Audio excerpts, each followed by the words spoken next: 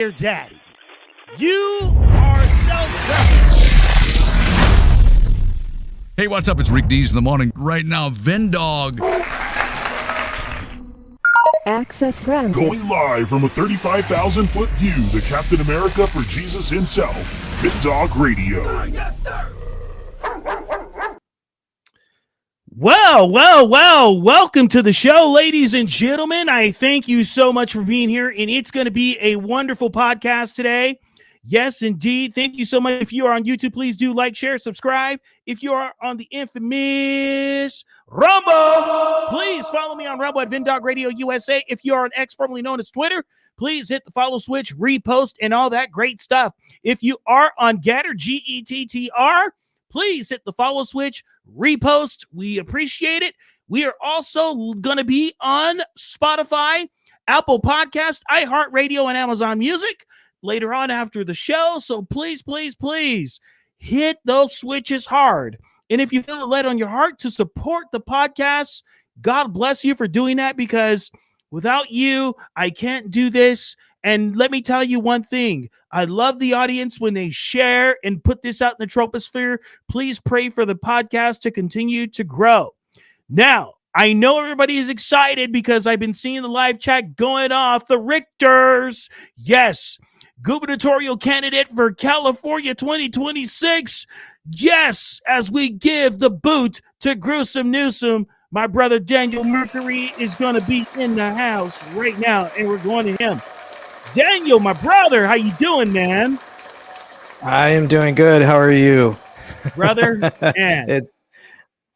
It's really good to be back. Thank you for inviting me. It's I always tell people it's always humbling when I get called back or people want to learn more or hear more. So again, thank you. Yes. I'm super humbled.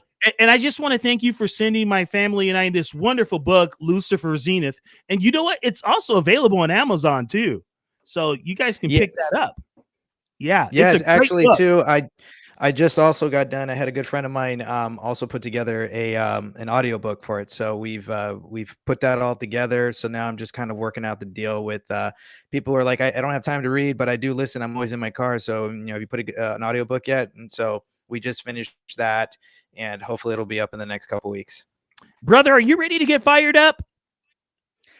Are you kidding me? That's an understatement with all the nonsense and excitement and, it's like, I don't even know where to start with. There's so much going on. Uh-oh. I'm so excited. Mm-hmm. All right. Did Daniel just freeze on me? Hold on. I think he froze on me. Oh, man. People out of office. What are we going to do? Are we going to sit around? Are we going to wait? I mean,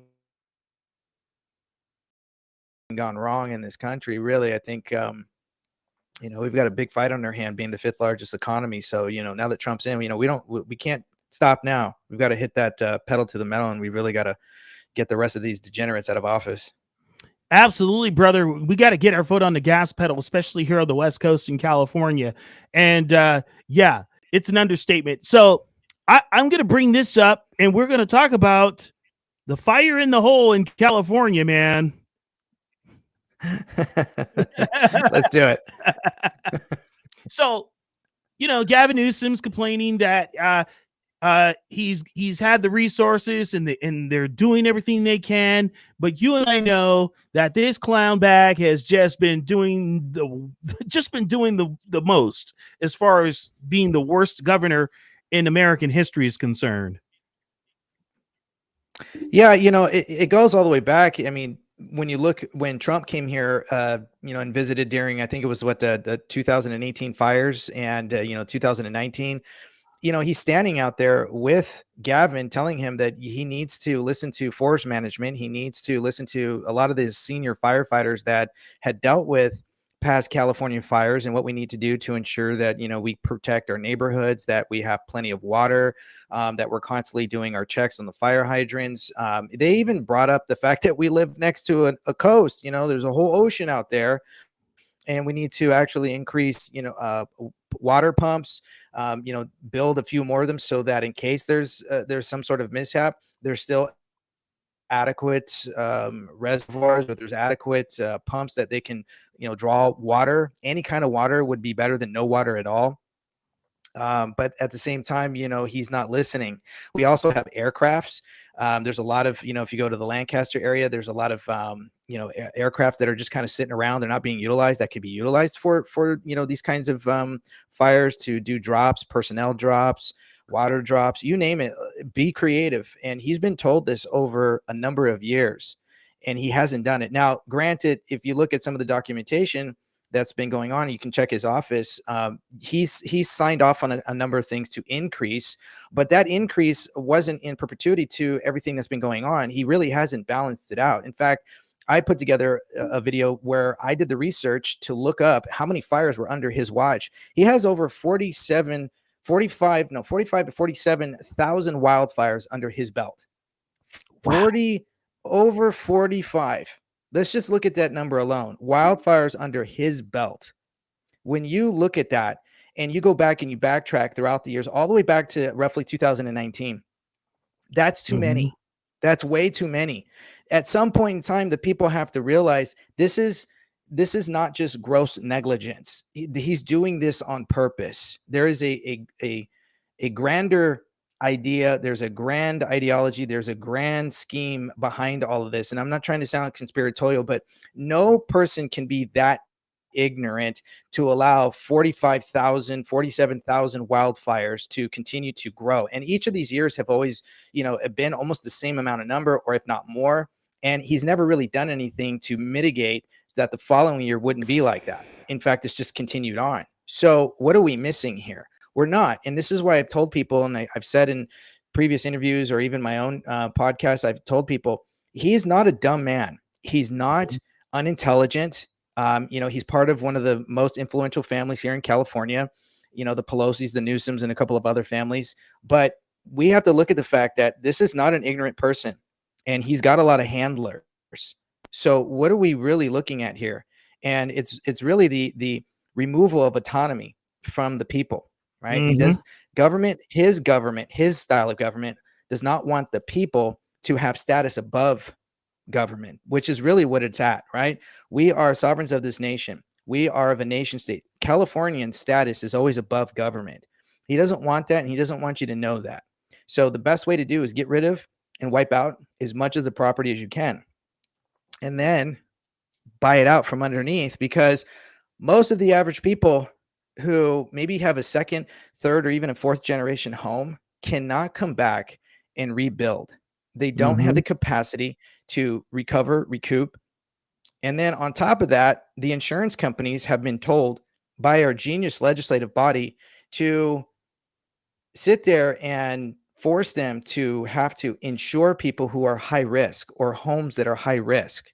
So when you look at a couple of the insurance companies that have bounced, like Allstate, you'll see directly that they've written to our legislative body and Gavin Newsom's office and said, they're not in the business of giving out, freebies to anybody who's a high risk. They're in the business of profiting, but they're not going to sit there and insure homes that they know are high risk, especially $1 million homes that, or exceed 1 million or 10 million. And some of these homes were appraised at 50 million. They're not going to sit there and put out that money. So they basically were, our legislative body said, no, you have to insure them, as well as everybody else. Well, they're losing money. So they basically took their business and they said, fine, we're going to go. They're not required to stay here. That's another reason why a lot of people don't know. And I don't know if you remember this, but they try to pass that, legislation that says that if you have to pay a fee now if you want to close your business. So if you want to shut down, you got to pay an additional fee just to shut down and not have a business in California. The audacity behind our legislative body, and of course Gavin's office and all of his genius personnel, his handlers, have done nothing but just ruin the state. So, but I know that I'm preaching to the choir here. I know your audience is completely aware of a lot of this.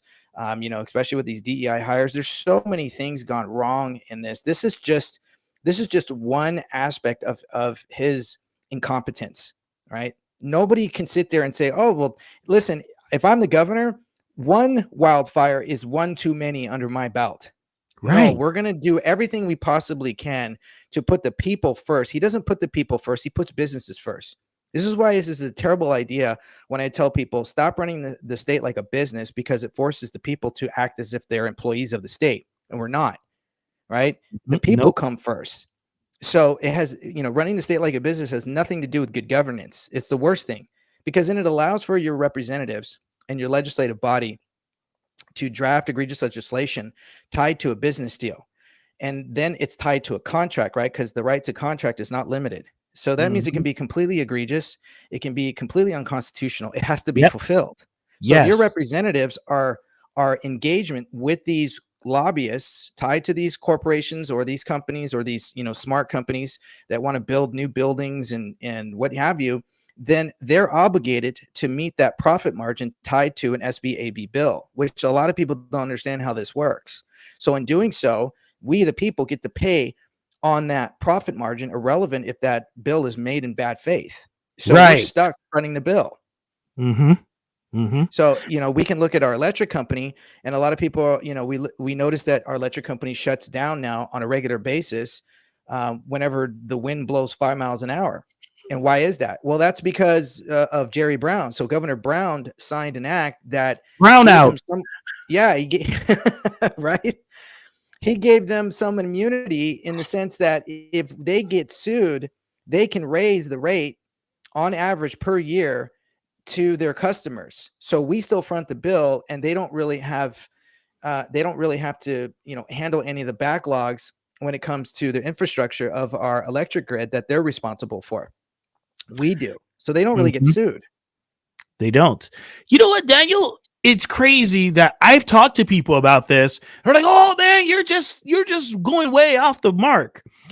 I'm going to play a small piece of a video that you and I have probably seen like a gazillion times, but not enough people have seen this. As you can see, LA's vision for becoming a smart city is already becoming a reality.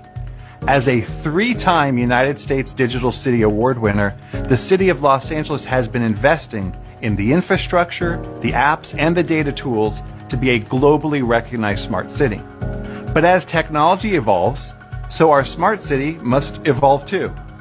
That's why we have developed our Los Angeles Smart City Strategy, known as Smart LA 2028, as a roadmap to the 2028 Summer Olympics. It includes 56 new goals that use technology to transform the way we live, work, and move around LA. Check it out here. Thank you.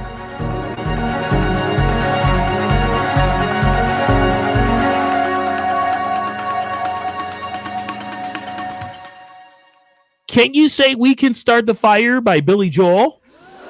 Right.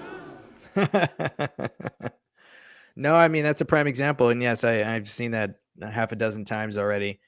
It's obvious, right? This is why I told people, and a lot of people called me up and, when I posted a video up on my Instagram that this was all, and, it is a plan. It's a plan to rebuild. Mm-hmm. Uh-oh. So Daniel's kind of freezing up on his end, but we're gonna get him back. Let's see. But you can't. Uh-oh. Number of firefighters. In fact, I have family who are firefighters, right? Why is that happening? They will tell you right away that if they remove water from one area, they generally, for the most part, will fill up water in another area to sort of be that backup while they make a repair to a fire hydrant, or they make a repair to a smaller reservoir, or they've got to back channel it from another area or city or adjacent town so that they can still have the water that is required. Where if you look at a lot of other towns and you look at their reservoirs, they're always above capacity or mark that they're required to have year round. So why was this empty for a whole year since February of 2024, just for a simple tear? And the company that I forgot the name of it, it escapes my mind right now, but the company doesn't want to go on record as to why that is. Why was the tear taking so long? But it begs the question on two part, is that the fire department and who knows if it was the board of supervisors that prevented it from saying, listen, you need to go, build some smaller reservoirs or container units that our fire departments can get to in case there's a fire from the time that we have to drain this reservoir. Why, again, was that not happen? Why did that not happen? Why didn't they implement that plan? Again, this is something that firefighters will tell you that they normally do. So if they didn't do it or they're aware of to have that backup plan, why wasn't that implemented, right? So then that falls onto the city, that follows on, the DWP, that falls onto our board of supervisors, the city council. So it's more than just Gavin going, well, there's going to be an investigation. On who? Yourself? You're the reasoning. Everybody reports all of these towns and all of these wildfires. They all get reported to his office. So he's very well aware of this. What investigation? That's just concubine lip service. Mm-hmm. Yeah, it's a ton of concubine lip service. And as you know that, he has ties to, numbskulls like Larry Fink and all these other people. Correct. I sit here and I think about all the evil that's going on. And, for me, it begs the question, how are we going to get these people out of office? It's not enough for us to just simply say, Gavin, I want you to resign. He's not going to resign. And, when we sit there and we tell people, should we recall him? Yes, we absolutely should. Let's do it again. This time, let's get it right. But we have a greater issue, though. That is the machines. We got to get rid of the machines in our state. And this is a problem. Mm-hmm. Yeah, because California citizens are getting robbed like a Jesse James train heist. I'm telling you. It's crazy, man. Well, again, here we are. And I actually have some plans that I've written on my website about, understanding the Dominion machines. Every county, we have 58 counties. Every county uses a slightly different machine. Dominion is predominant, but they have to be approved by the Secretary of State. And of course, the county clerk registrar usually has to ensure the contracts are in agreement with our state constitution. And most of the time they're not. So we are engaging in practice that doesn't allow for everyone's vote to be counted appropriately. And it's written in the Constitution, our state constitution, that stipulates that. We're not holding our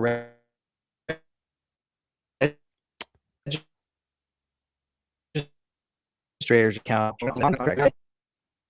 Okay, we lost you when you said we're not holding them. Oh, can you hear me now? How about yeah. It was all about the state constitution. That's where we lost you. Going on? Oh, am I back in now? Yeah. Do you want me to log in and log back out? Yeah, try logging in again. So yeah, ladies and gentlemen, the oligarchs are on us, man. This is crazy. I'll be right back. Okay. Right back. Okay. So yeah, the oligarchs are all over us because Daniel Mercury is the real deal, folks. And I know they're messing with the whole, computer system right now, and it's just sad. So what we're going to do is we're going to actually go to a video when he gets back. We're going to talk about how California really needs to take a stand for righteousness, because I know there are people that watch this podcast that are from other parts of the country and different parts of the world. We need to really tell people in our families that we have to press our family members and friends in California to push for righteousness as Christians in California, and try to go for folks like Daniel Mercury, who is all about the truth, and Daniel's back. Yes, sir. So I was just telling the crowd, man, that they need to push, their family members. Even if they're out of state, it will affect you if California goes. Always remember that, folks. So for those people that want to rag on California, just remember the rest of the country can become California if you don't stand up and start being very, very, very vigilant and telling your friends and family members that live on the left coast, like, look, we need to get things right. So you guys need to start standing up and have a spine and push these people out from the city all the way up to the state level. Yeah, no, I completely agree with you. It's one of the things that I do when I go to every speaking engagement is, unfortunately, I always ask the one question, and I think I put it in my book, if I'm not mistaken, is Yes, I it's always in there. ask the question, yes, how many people read their the Constitution of the United States? And maybe about half the room, maybe 3/4 of the room will raise their hand. And I usually speak to an audience of anywhere from 5 to 500. Got my copy. And so, but then my second question is how many people in your own state? So if I look at California and I say, how many people have you read the California state constitution? Right. Oh, they And don't even know their everybody's hat hands from go a hole in the ground on that one. half of them don't even know we have a state constitution, and they don't understand why do we even have one. And that's where the big problem is, unfortunately. Mm-hmm. Yeah. Yeah. A lot. It's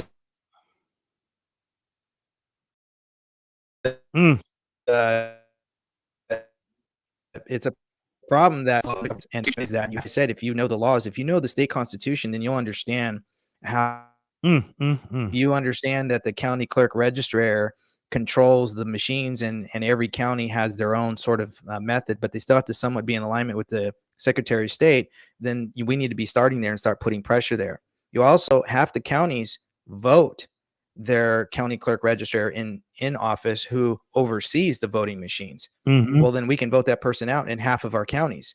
Why aren't we doing that? But this, again, requires you to actually know this. This requires the people of the state to actually know this. Mm-hmm. It does. So let's hear the governor lie. Governor, you got a second? Governor, I live here, Governor.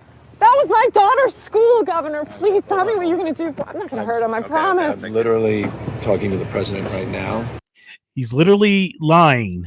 to specifically answer the question of what we can do for you and your daughter. Can I hear it? Can I hear your call? I Because can't. I It don't doesn't- believe it. I'm sorry. There's literally, I've tried 5 times. That's why I'm walking around to make. He's such a liar, dude. He has a satellite phone.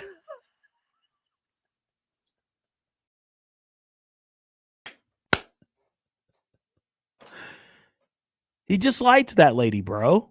I don't have any words. I feel for that That's crazy. trying to get out of there. He doesn't want to be cornered. That's your constituent. Sit there, talk to her, have a conversation with her, embrace her, do something that's human. But this man isn't human. This man is vile. This man is evil. This man has an agenda.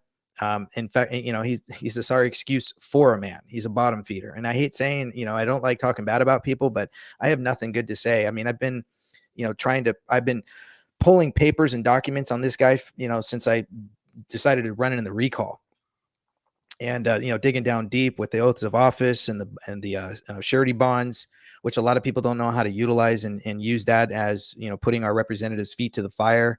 Mm-hmm. Again, this requires effort. I can't take on 58 counties and 483 cities in the state of California. It requires bodies in each of the counties and the cities to do their part. And the first part is get educated. And then when you get educated, you need to do something that's what's actionable. And I think I wrote about this too. Like, I'm done holding up signs. Like, holding up a sign is great, and that brings awareness, but that doesn't get anything done.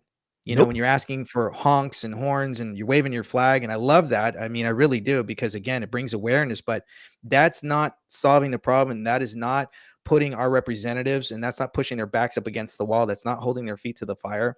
And that's not showing the proper demand on how we actually have control over them. So we have to get educated.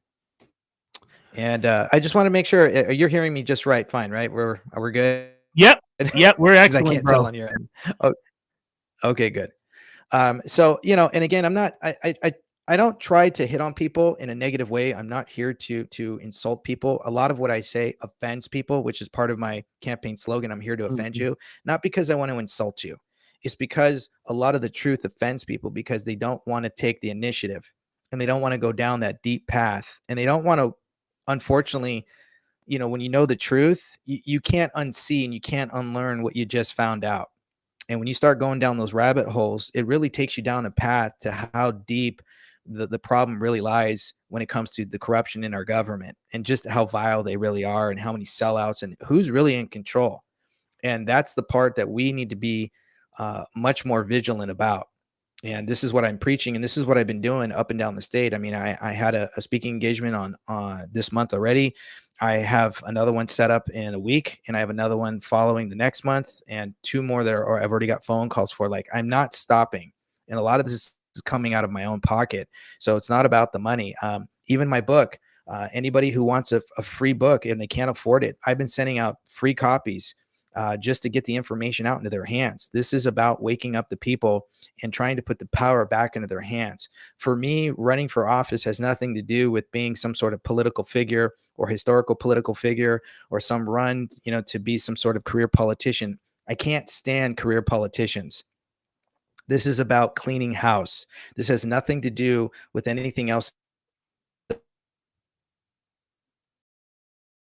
Uh-oh. So Daniel, you got stuck again, brother. You got stuck again at cleaning house. It's a good.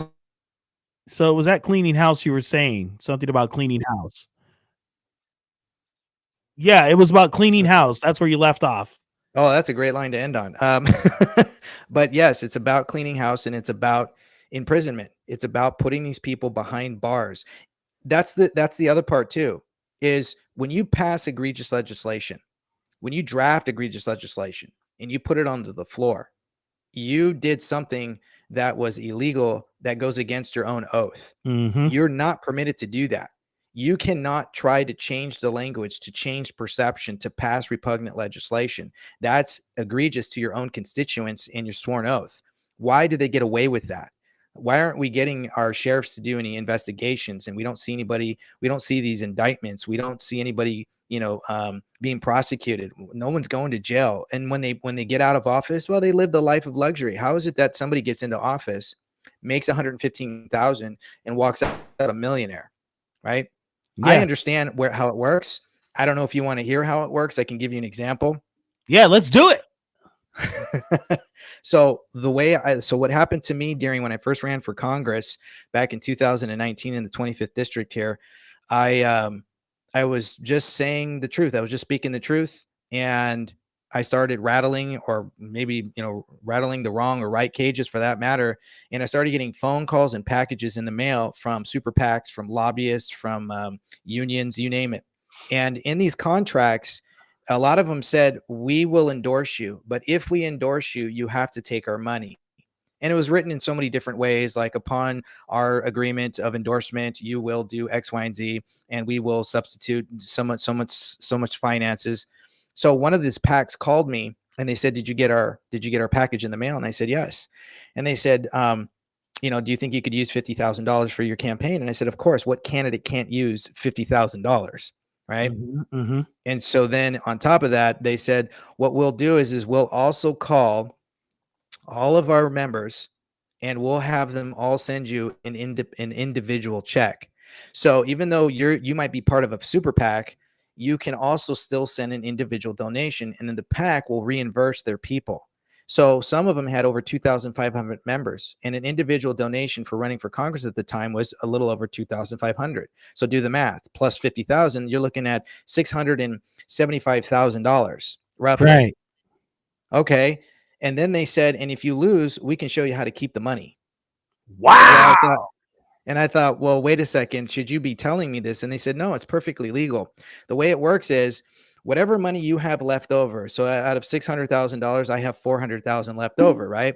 Okay, well, you can run that through a nonprofit organization of your choosing, or you can create one, and we'll show you how to create one. Put yourself on as an advisory member, and then you pay yourself the money. Now you can pay yourself a regular paycheck, or you can pay, a couple of stipends, and put it back into your bank. Perfectly legal. This is how you get perennial candidates.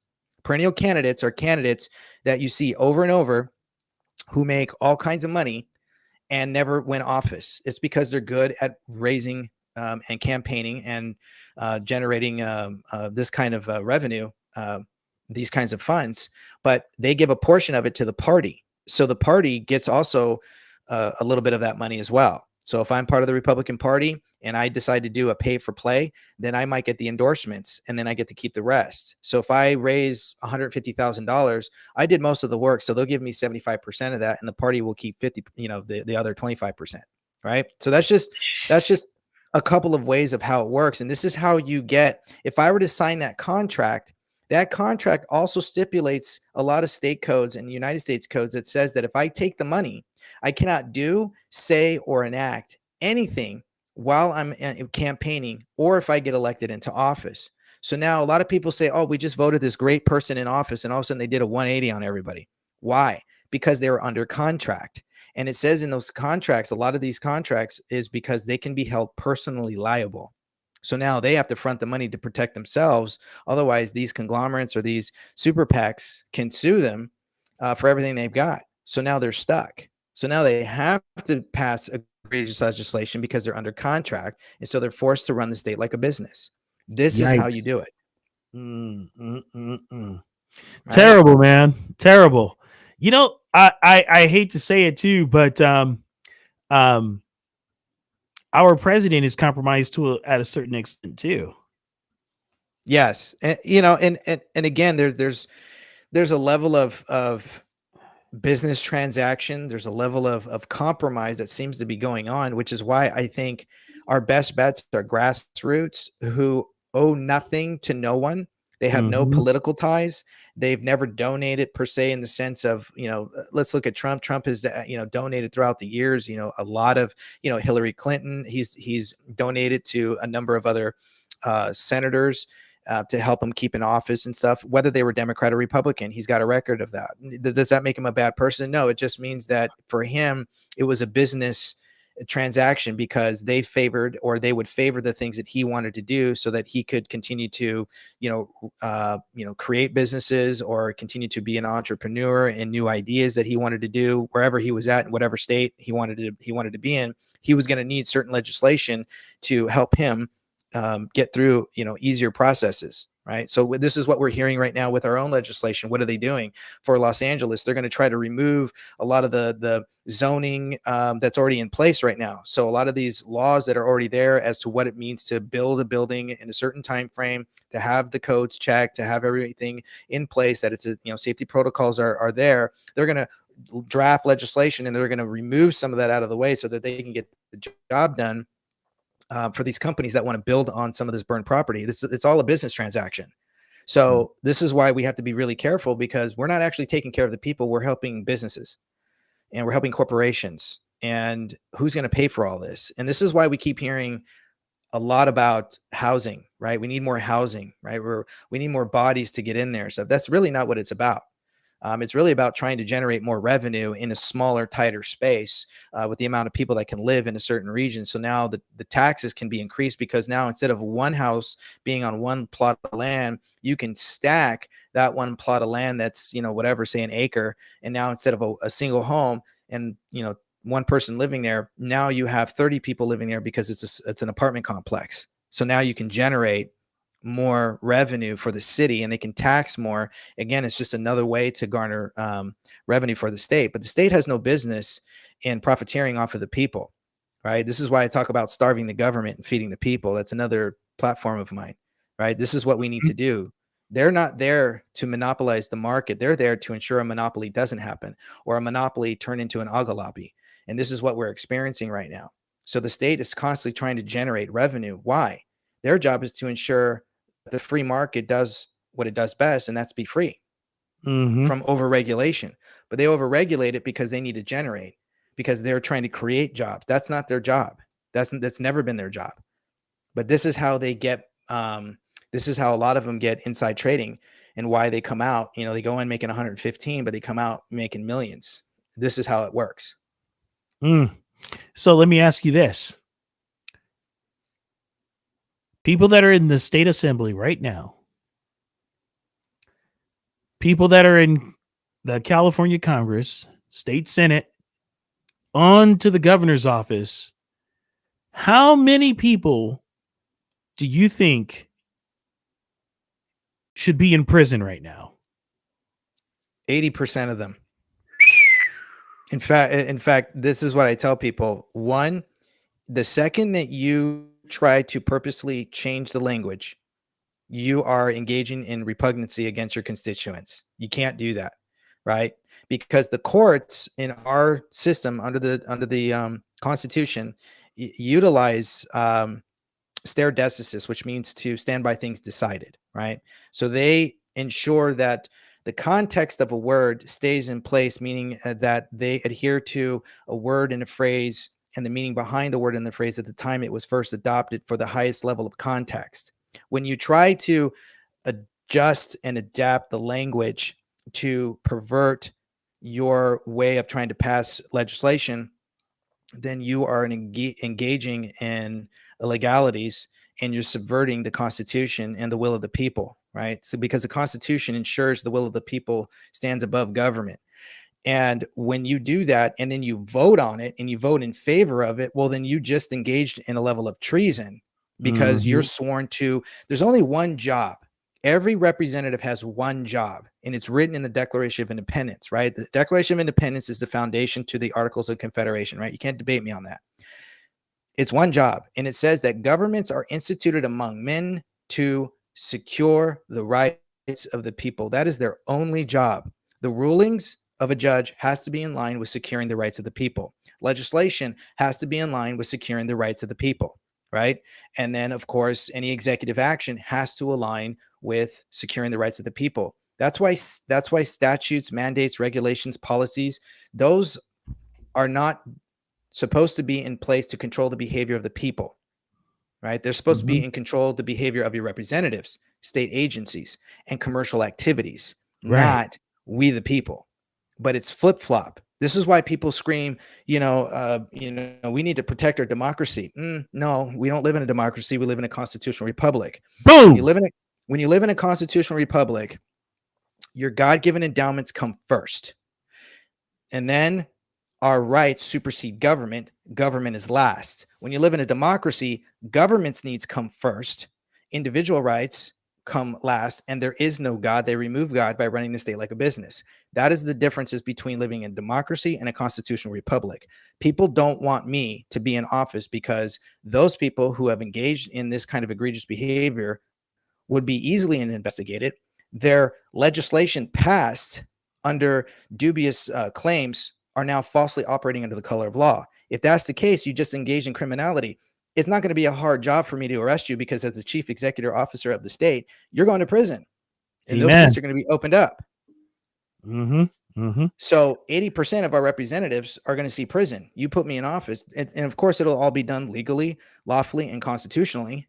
But this is how I know it can be done. Yeah. And the current dictator and officer in Sacramento right now, that guy should be put in prison for murder. Yeah, all these lives that have been lost, again, is not about it. He goes beyond gross negligence. And of course, anybody who engages in gross negligence, say they were a nurse or a doctor, right, or a police officer, what happens to those people? A lot of times they get tried and they end up in prison. Yep. We've seen this before, time and time again. Well, how is he any different? He's not. Nope. So what are we going to do about that, right? And this is where we need to get involved with our judges.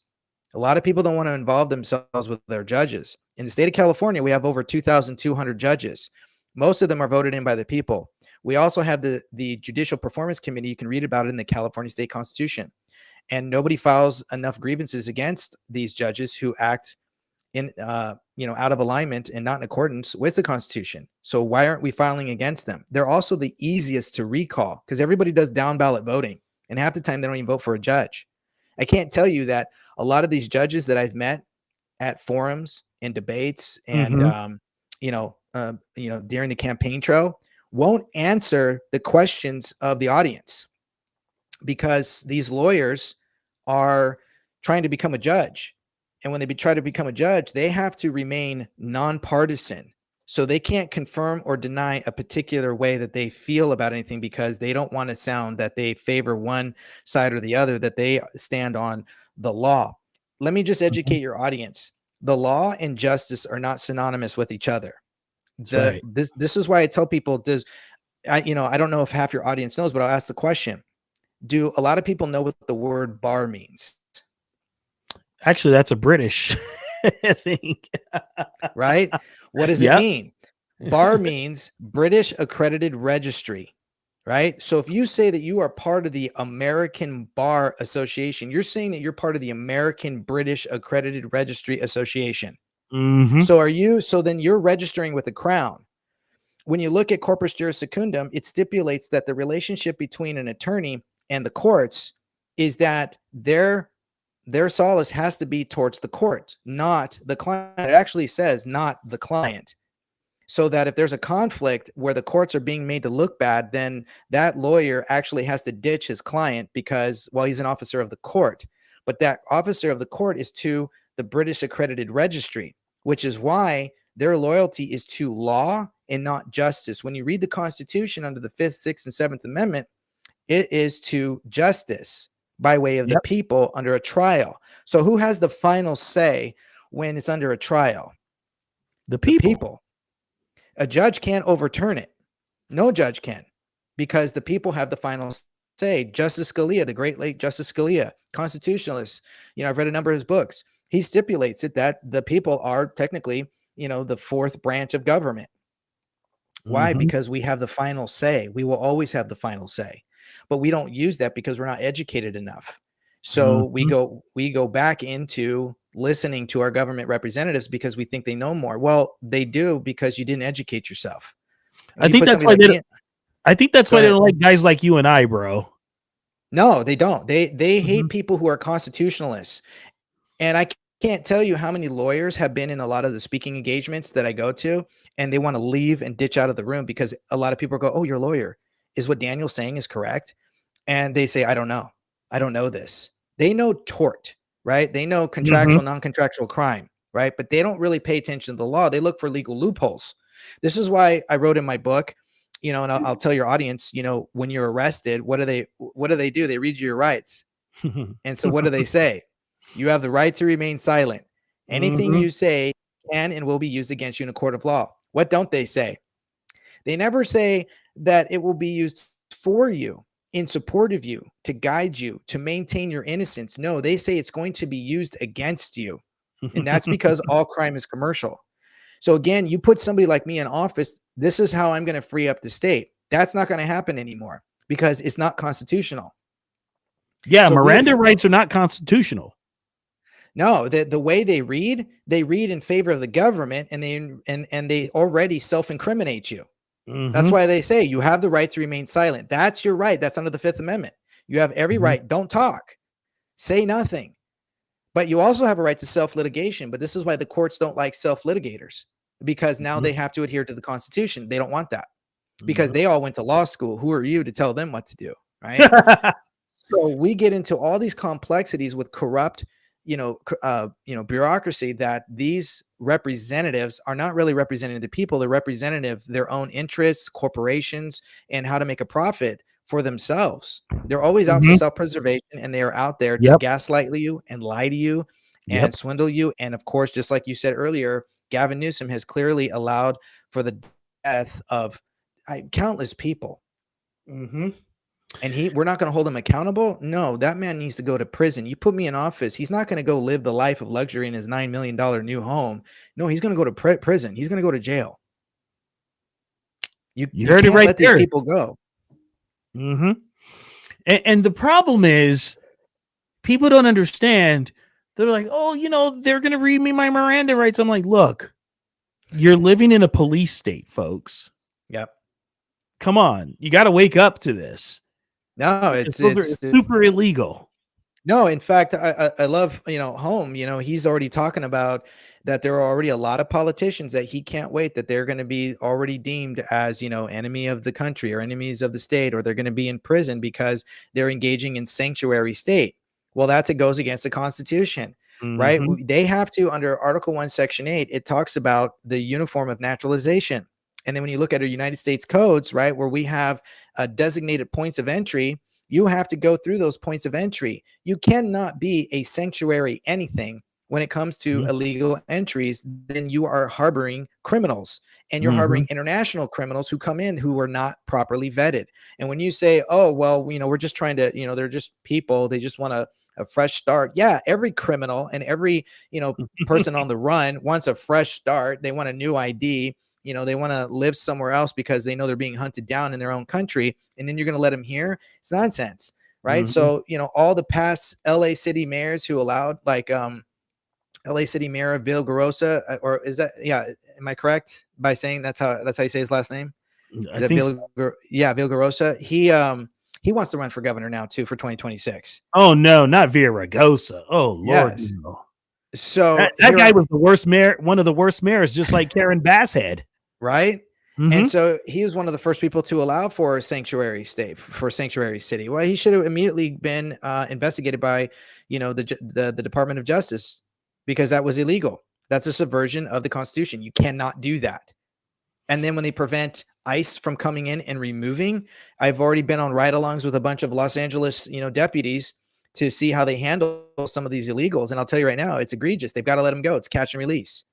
So then what are we, the taxpayers, getting? We're not being secured. We're not being protected. These people who swear these oaths are enforcing policies, not law. Exactly. And we're getting messed over 6 weeks to Sunday. Right? Crazy. And then again, Gavin Newsom leaves our borders wide open at the southern border. I lived in San Diego because I'm former military, right? I was honorably discharged from the United States Navy, and I love San Diego. San Diego is a beautiful city. Now it's looking like a hellhole, right? There's homeless camps everywhere, all over the place, and it's not a place I want to go to. It's not a place I want to take my kids anymore. Right. It's just open borders everywhere. And a lot of people don't know, even when I was in the military, we used to fly out where the canyons, where the borders are. And a lot of these coyotes would lead, these families and kids, and they would lead them through the very dangerous areas where, we found lots of dead bodies. There were dead bodies that had, you could clearly see that they were shot in the head or in the back. You could see piles of bodies where they were pushed off the cliff, and they were all ages. They were kids, all the way to old people. Some of them had bags of cash. Coyotes don't care for the cash. You're like, why wouldn't they take the cash? Because they make more money off of just one person that they drag across the line, for, slavery, whether it's for sex trafficking or anything else. They're going to make more money off of that person. They don't care for that cash that person's holding. So we would report that to the Border Patrol. We'd give them the lat long, and they would have to do what they could to try to get the bodies down or out of the area. But, we would see this, and this is, you need a strong border because it also protects not just our side, but their side. So the people that are trying to come across, they're being led and taken advantage of through dangerous terrains where they might not even make it. So let's just end it all together. I was just thinking about something right now as you were saying all this. During the Biden regime, Greg Abbott of Texas, he's corrupt too. So this guy says, "Oh, we're going to stop it." And so he builds like this dumb wired fence at the border. And then he tells his National Guard guys to stand down. And I'm like, wait a minute here. I'm like, he and Gavin Newsom need to be wheeled off to the same place. Yeah. Yeah. No, listen, every governor and every state under the 10th Amendment and 9th and 10th Amendment have every right to push back against the federal government when they're not doing their job. When they fail to perform their duties, then it's the state's duties to take over. That's the whole the reason why we're an independent state. You're supposed to ensure the safety of your nation state. Everybody keeps thinking, yes, we are Americans, but technically under the United States codes, that actually doesn't exist. Your nationality is if whatever state you're in. So if you're in California, you're a Californian, right? You are of a nation state, but you don't know these. So, we claim we're Americans, but technically you're a Californian or a Coloradian or Hawaiian and so on. That's your nation state. That's your state constitution. We just have to be in agreement with more so the Bill of Rights to ensure that everything is harmonious. So when federal government fails to perform their duties, governors are supposed to come in and ensure that those duties are protected and are performed the correct and accurate way to ensure the security of the people of that state. That nation state has to be protected, and your chief executive is the governor. So what are we missing here? It's because it's just widespread corruption. And this is where the people then have to this is why we have the Second Amendment. right? Mhm. I keep telling people, don't ever let protect your the Second first. Amendment go. It's to protect the first Mhm. and to protect yourselves against tyrannical government. They write this in the Declaration of Independence. Hey, it's Right? right So here, and I'm on the page, brother. I'm on the page. you know, wherever I go, I carry this with me.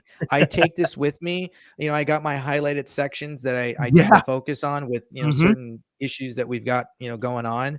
I'm just praying and hoping that Trump is going to continue to keep his word Yeah. and continue to execute what he's been doing just already on day one. I wish he would have Um, announced himself as the 19th president, and I know you know where I'm going with that one. You know where I'm going with that one, bro. Because Yeah, a lot after of the 18th president, America became incorporated by oligarchs. incorporated.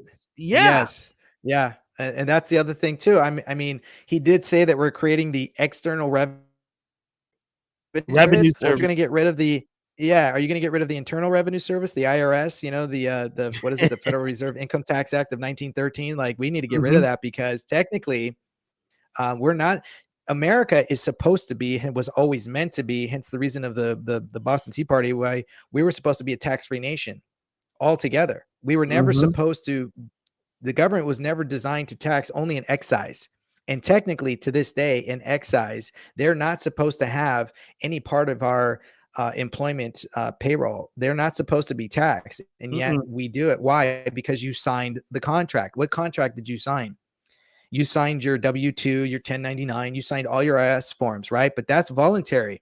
So the state comes up with a policy or a mandate that tells you you have to sign those or you can't have a job, but that's actually not true. You can, and you are able to. It's just everyone's so ignorant to that these businesses kind of get into this cycle of, well, this is just what I'm told to do, so I'm going to do it, and they don't want to hassle with the truth of the matter. But yeah, no, you're absolutely right. After that time, every other president after that was technically the chief executive officer of the corporation of the United States, not the United States for America or the Constitution for the United States, right? For and of are different. So again, we're going down rabbit holes and people are like, what is he talking about? What are these guys, what are they doing? Right. This is why, and I'll tell you right now, I've already had a level of California Republican Assembly chapter leaders tell other California Republican Assembly chapter leaders not to interview Oh, really? me. Really? Wow. That's crazy. Really? Wow. So they've been told not to interview him. Yeah. So as Daniel is gathering himself to get back with me, Daniel, can you hear me, bro? Because Did I freeze up? yeah, you right when Am you I said back? that they said not to interview you. Yeah. Can you hear me now? Yeah. Okay, good. Yeah, no, it's probably my area. We did get a notification from Spectrum that they're kind of in and out because of the fires, and so we actually have a bunch of trucks right now with Spectrum on my street. Oh, okay. They yeah, they said don't interview me because Daniel just wants to take down the system, and I was like, Amen. you mean the system that's lied to you, has gaslit you, has stolen from you, has overtaxed you, has nickel and dime you, Mhm. has just taken from your prosperity and your children's future. That system, that's the system you want to stay up. Sure. Okay, well then you're entitled to it. You keep that, but don't ever say that there wasn't somebody out there that was trying to put everything right the way it's supposed to be so that you can Mhm. live in prosperity, so that you can get back into engaging in self-governance, which is exactly what our forefathers talked about, which is what a Mm. constitutional republic is: small government, self-governance with the sovereigns, and to be able to endure and to garner their own hard labor. That was designed to be them. Abraham Yeah. Lincoln spoke about it. The First Continental Congress talked about it. So there was numerous court rulings on it, and yet here we are being, constantly being double taxed, triple taxed, quadruple. This is what we call taxation without representation. Mhm. Mhm. So that's the system. So they don't want me to stand on a platform or debate other candidates. Why? Because they don't want to put a constitutionalist on the stage with somebody that they just happen to like versus Mhm. somebody who understands how this works. Right. And I got to tell you, man, there's a lot of robotic people that they prop up, and I don't want to mention any names because they don't deserve any names on this channel. But since we're in this level of understanding how this so-called system isn't supposed to be a part of us, they even sold off every American's birth certificate to the Vatican Mafia, and nobody knows that. Nobody knows that. No, in fact, I write about that a little bit in my book. No doubt that you've read. Yeah. And and I do break down a little bit about the birth certificate and how that all functions and how it works and what all those writings are that a lot of people don't really see, or they kind of see, but they're like, what are these words and what does this mean?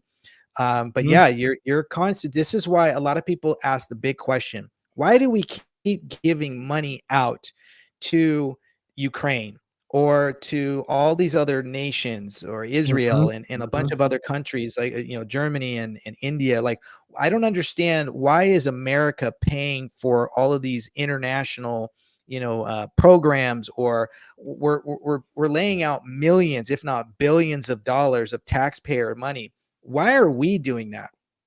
And that is because, in just a summary, and it might hurt some brains, the people that hear this, but that is because your birth certificate, your real birth certificate, is actually owned by the Federal Reserve. Not the copy you get actually says is a copy. It says copy, so it's not the actual original. They use your birth certificate on the stock exchange and other exchanges to sell debt, the American debt. And that starts with the moment your child is born. So your child's future earnings are already being bid on or sold to all these other nations for whatever deals are being made per your representatives, or those who are hiding behind the scenes, where people think that nobody knows them and nobody sees them. They're turning everything upside down. These are the people that are selling the future earnings of your children through the birth certificate, and they're the only ones that can utilize the birth certificate as sort of a cash advancement, right? They can exchange it for cash. So then the print house just prints out as much money as they can, and they start giving it out to these nations. And you're like, well, why aren't we getting it? Because you're in a debt system. So that birth certificate is that selling point to all the other nations that, hey, we'll do you a favor if you have to do us a favor. And then when they call in their favors, right, they call in those birth certificates, and then the Federal Reserve prints out that money and they ship it out. And then we get our representatives who go, we need to protect their borders. Well, what about our borders? That's why they ignore it. Right? We need to help the interests of this country and not that country, right? This is why they keep perpetuating certain wars, and why under Donald Trump, right, there wasn't a war, right? He was one of the only presidents who garnered 4 historical peace treaties in the Middle East, and he didn't start a new war. Well, there was no profit to be made for those Federal Reserve shareholders who control the birth certificates, which is why we sit there and we go, where's all this money going? It starts right there. And of course, it goes down a rabbit hole. And they're banking off of our birth certificates. Yes. They're banking off of it. And this is why we've, I think it was George Washington that stipulated that no generation should incur a debt that the following generation has to pay off, right? Then that's called slavery. Well, now we have 10 generations that are no way are going to be able to pay off $36 trillion of the United States, national debt. It's just not going to happen. No, right? But it's designed to be like that, because that's how you continue to run the state as a corporation, because the corporation is in the business of profiting, not allowing for the people to be their own sovereigns. Hey, and by the way, folks, your social security number is your employee ID number to the Federal Reserve. Yes. Man. Right. Boy, you can tell I've been doing some reading, huh? That's the point of my book too. My book is designed to get people to kind of, I chose particular nuggets that I felt would help wake people up in an area, and then tie it to how it ties into the 4 horsemen of the apocalypse, right? Are we seeing the 4 horsemen riding? Are we seeing, are they galloping right now? What have we witnessed to this stage? I personally believe, as a Christ believer, I'll tell your audience,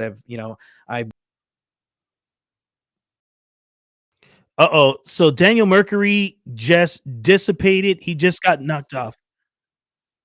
Man, that's crazy. So, ladies and gentlemen, we're talking about some in-depth stuff, and I think they're listening. Am I back? Yeah, I think they're listening to what we're saying.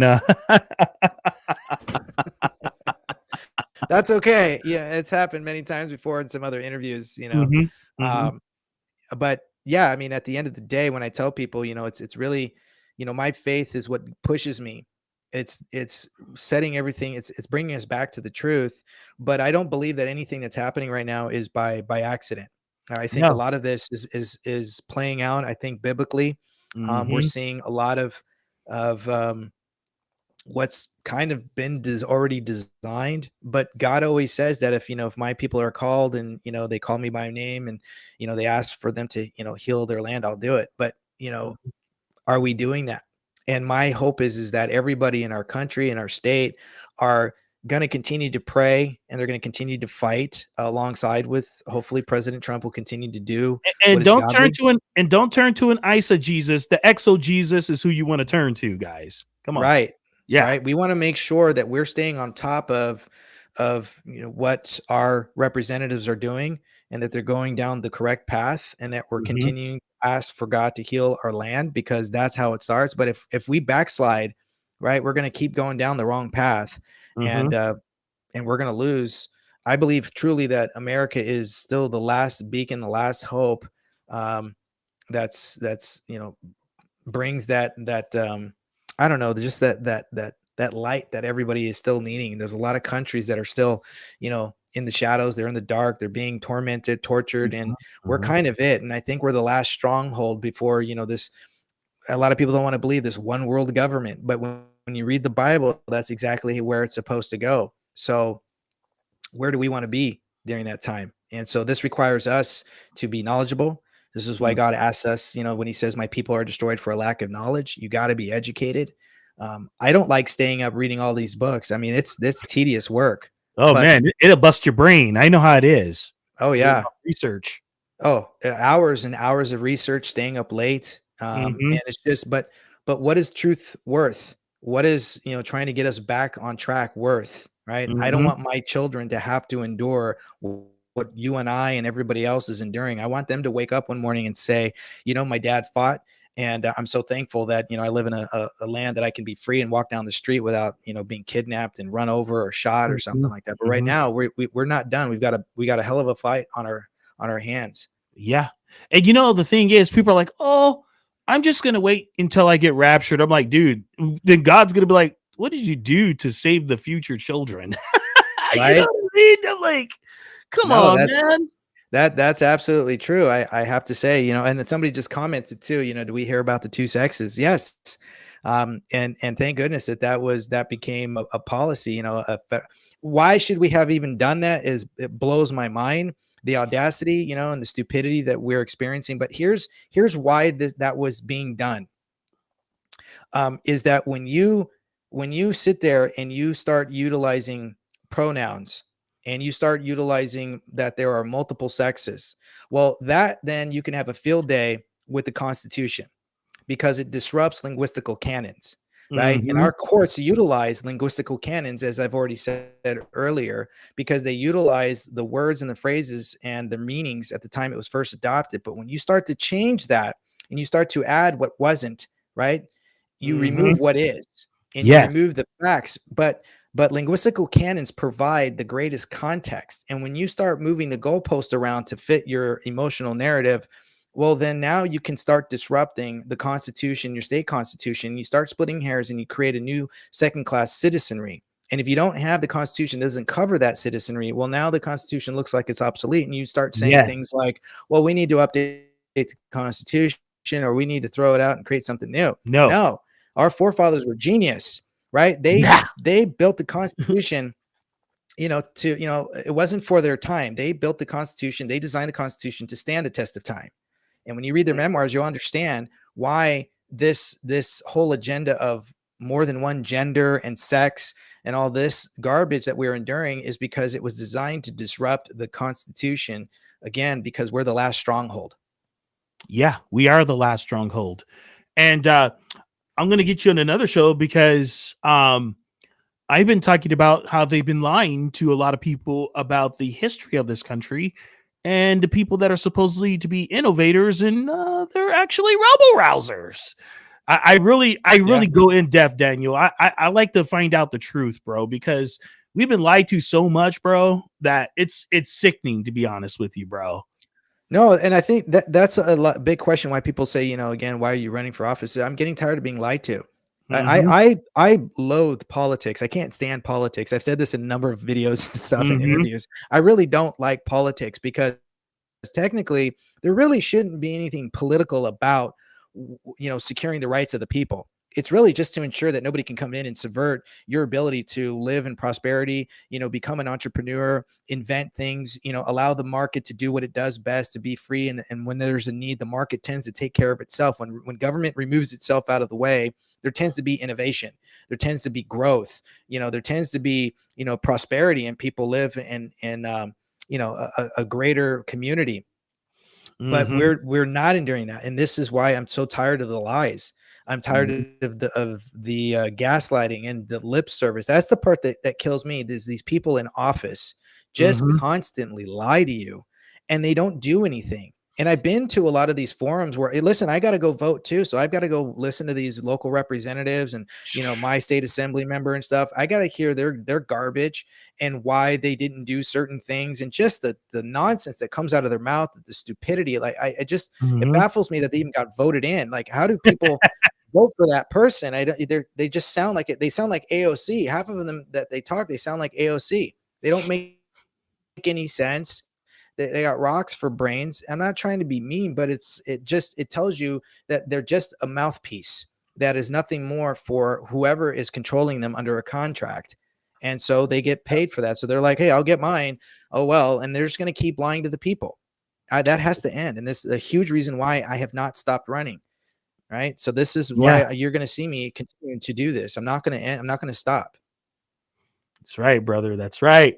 And that's why I'm supporting you, bro, because you know what? I'm tired of the wrong people getting into office, man. I'm sick and tired of it. And I even find certain people, and I don't want to mention their names, propping up certain people saying, oh, this guy's great, and we know darn good. We know good and darn well that person's not great.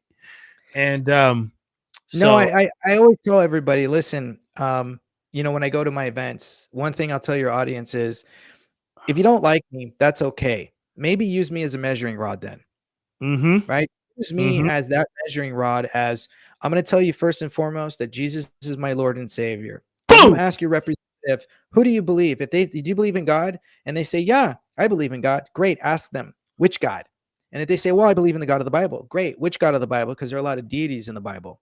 Narrow that down, because they'll try to get away without saying, I believe in Jesus. I know that offends a lot of people, but again, I'm here to offend you. Why? Because the truth offends.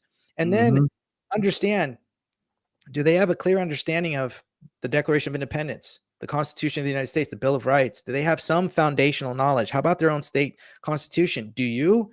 And that's the other thing too.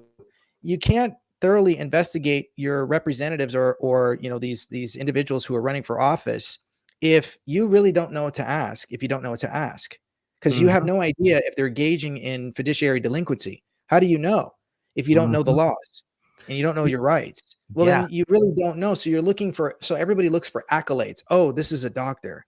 Oh, this is a businessman. Oh, this is a lawyer. Oh, billionaire. Lawyers are the worst to hire to bring into office, because we all think, well, they all use lawyers to try to write their bills. They're not supposed to be using lawyers to write their bills. That's how you play around with the language. That's why they always say, well, we're going to go back and we're going to redraft this bill, and we're going to work the language. They're telling you what they're doing. I can't tell you how many interviews that I've listened to our representatives who deliberately tell people when a bill didn't get passed, they go back and they play around and they rework. They'll tell you, we're going to rework the language. They're telling you to your face that they're going to play around with words so that they can get this bill passed and get you 6 ways to Sunday. Exactly. So, dude, you know what's crazy? I have actually put out requests for interviews for guys that were running for office. And I think that their people do the research on how I run the podcast. And they're like, oh, no, we don't want to go on that guy's podcast because he's gonna like obliterate us and ask us questions that we're not ready for, because they always say, oh, can you turn in the questions that you're gonna ask such and such a candidate so that we can pass it over? Like, no, I'm off the cuff. I want to know what's really popping off with this individual. I want to see if they're ready for me. If they're not, then I'm gonna flush them. No, and that a lot. First somebody asked me the same thing. They were like, it was actually who was the podcaster, and he was like, well, do you want the questions in advance? And I kind of thought about that, and I thought, no, I don't. I was like, it's okay. You know, you asked me what you want to ask me. I'm so used to people shotgunning me. I've been on interviews where people try to like get the I gotcha, right? Or they they look at my website and they're like, well, you said this on there, and I'm like, okay, well, keep reading, right? And then they read it all. Don't okay, just nitpick. Yeah, right. Oh, you're nitpick, you're cherry picking. Okay, well, let's keep reading together. And then they're like, oh, right. Like, I'm okay with that. I get people who, try to badmouth me, and I've had people bring callers on, and then those callers were just screaming at me, yelling at me, cussing at me. Listen, I'll throw it right back. I'm not perfect, but I'm happy to take the heat. Exactly. So yeah, if you don't want to do this, then don't do it. If you're going to try to paint yourself in this beautiful limelight, no, I'm real. Not everyone's going to like me, and I'm okay with that. Same here, bro. And I know there's people that don't like me, but that's fine with me. That's a badge of honor. Yes. You know what I'm saying? I'm like, if you don't like somebody who stands on the truth, which is Christ, then you know what? I'm not the guy for you then. So, it's all good. You can go and just get that itching ear stuff heard, if you want your ears tickled, because I'm not the guy to tickle your ears. I'm here to put my foot down, and that's it. Foot on the gas all the way to the finish. Well, I'm not here to, I'm not going to, Oh man. Did I blip out? Yeah, you blipped out. That's okay. When you say you're not here for what? Yeah, I tell people, I'm not here to panhandle. You are, don't vote for me if you don't like for me. I'm not going to sit here and tell you what you want to hear. I'm not going to sit here and tell you the things that your itching ears want to hear, like you said. I do tell people that I'm going to hear and tell you the truth. And if that's too much for you, then I'm not your candidate. And I'm okay with that. Mm-hmm. Amen. Brother. Right. We're going to do quite a few of these. And we're probably going to work on something. And I promise you too, I'm gonna have a different setup, and hopefully have a different internet. Hopefully my internet would be good, but if not, like, I would love to have another interview with you and not have all the ins and outs. So I deeply apologize for that. No, it's all good, bro. It's all good. It's just these crazy wildfires caused by the negligence of our, state government.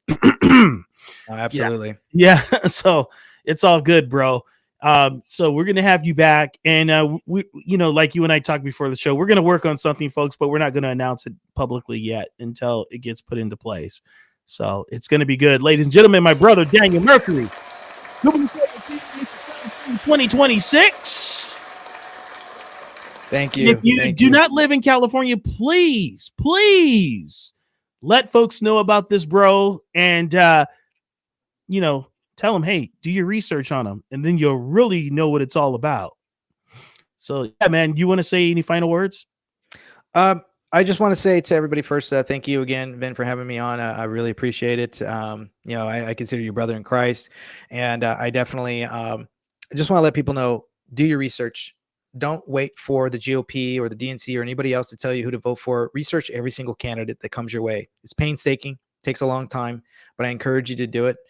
And take the time to do it, so you know that who it is that you're going to be putting in office is somebody that you vetted, and know the law.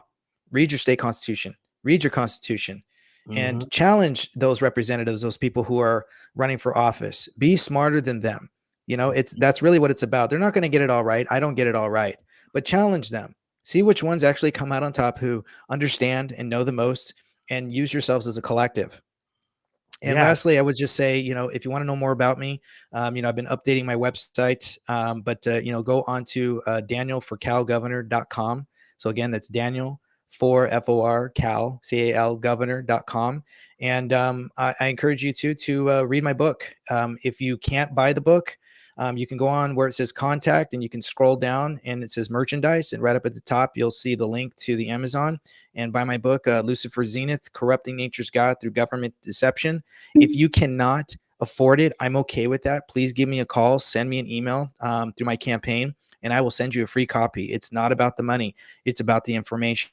I'm not getting rich off this book. I want you to know what I know, and I want you to catch up to where I got to. That took me 5 years to get here. My book will help you get to that point and may spark you to get more involved. Yeah, absolutely, man. My moderators are all over. They already had your website in the live chat already from the beginning till now. Oh, awesome. I'm telling you, bro, this audience, man, I have a lot of smart people in this audience, bro. And that's why it's cool to have guys like you on, because my audience, they get it, man. And they try to push people to the truth, man. And they're like, man, it's crazy to see how folks are just so oblivious to everything that's happening in front of their faces. Yeah, no, it is. And it's a struggle when I see it. It really is. And I see the baffling looks, and I always, before I speak, I always pray that whatever words I say will spark something, open the eyes. I ask for the Holy Spirit to just, guide people to the truth. And if I'm not to be the governor, that maybe, hopefully I change the minds of some people that may be in that position one day, or a position of, that people seek out, and they're going to seek the truth, and they're going to be fighting for the truth. So at the end of the day, it's his will be done, not mine. Amen. Amen. Ladies and gentlemen, once again, Brother Daniel Mercury. Yes, indeed. Man, I appreciate you coming on. We'll do like a 2-minute wrap up after we're signing off, because I'm going to talk to you. I'm going to ask you a couple things off the air that, we don't want to get knocked out for. No. Because I want to keep us going, bro, to do more of these so that we can just keep it out in the public. You know what I mean? So absolutely. It's all good. God bless you guys. Take care of one another. And if you feel it led on your heart by the Lord to support the podcast, please do. And most of all, your prayers are needed. Thank you so much. God bless you.